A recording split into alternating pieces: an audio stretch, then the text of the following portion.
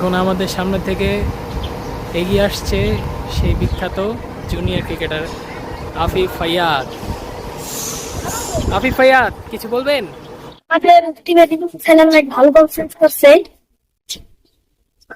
ছয় আছে ভালো ওপেনিং আছে, ওপেনিং এর অনেক পারফরমেন্স করছে, ছয় আছে 20 রান করে আউট দিচ্ছে।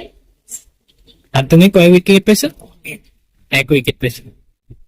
আশা করি খেলার মধ্যে তোমাদের দল জিতবে নাকি ওদের দল জিতবে? আশা করি আমি আমাদের দল এখন আছি ইকুরিয়া ক্যারেনিগঞ্জ মাঠে।